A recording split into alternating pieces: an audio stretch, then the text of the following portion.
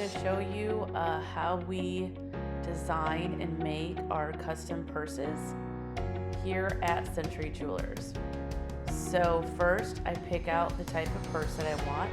Then I go through our different types of pins to design the type of purse.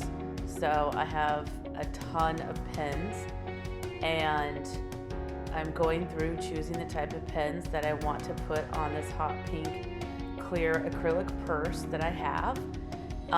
This one is called our douchebag survivor purse. And then what I do is I try to choose some that are in the same color spectrum. I thought the one I have a pin that says "Don't be a dick," which is kind of fun, but that one didn't really go in the same color scheme with the hot pink with the douchebag survivor pins. So I like to find ones that have fun meanings, that have personality.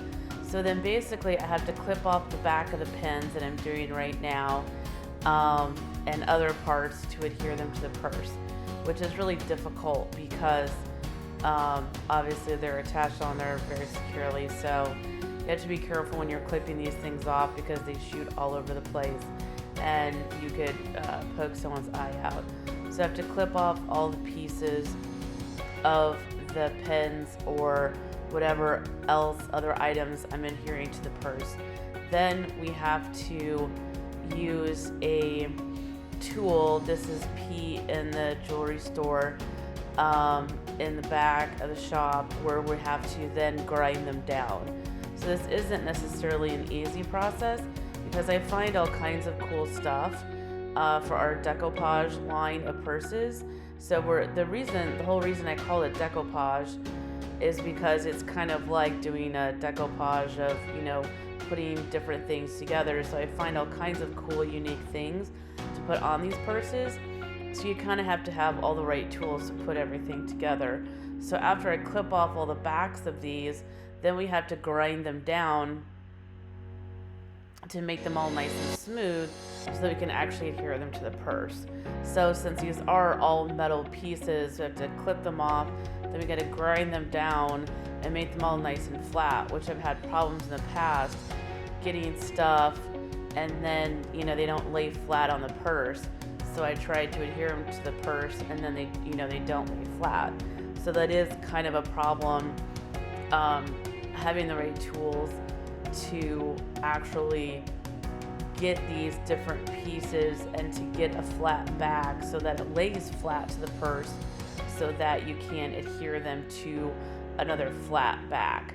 So it is very helpful to have a shop like the jewelry store in the back to get everything prepped for the purse.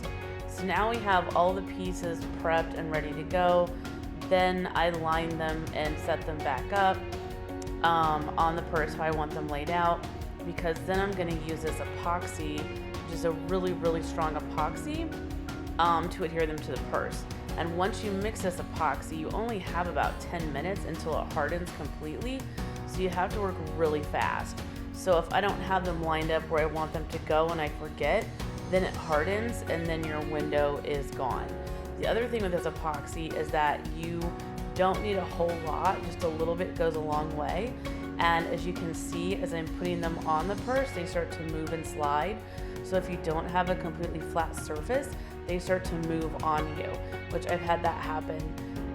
The other thing is this has to set all night long in order for it to set 100%. So I've had the problem where I put it on a purse. I thought after 20 minutes it was ready to go. I set it vertical and then they slid down, and that wasn't fun, and they moved. Especially on these clear acrylic purses, it's a really smooth surface, so they'll move around. Or if you get too much epoxy, it'll goo out on the sides. Now I'm making the custom purse handle. As you see, I got some spacer beads, which is a sparkly bright pink to match the hot pink of the purse.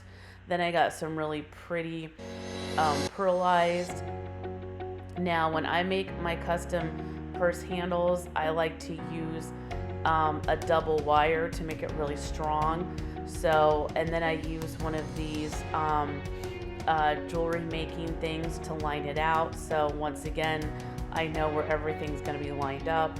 I'm not making a long handle. This is just a short handle because all these beads are expensive. The shiny ones, the spacer beads, everything is expensive. So I line it up so I know how long it is, and I make sure I have everything set to go. Then I get my wire, and then you always want to make sure you have a small bead so that it doesn't go over the crimper beads. So there's my wire. Then I measure it out to make sure I have enough of it. Then Pete just gave me the crimper beads.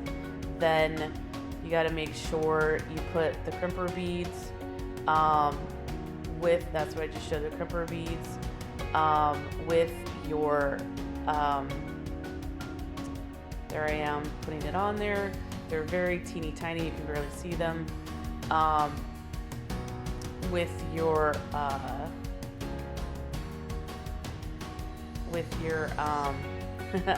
forgot the word, with your hook there, the clasp.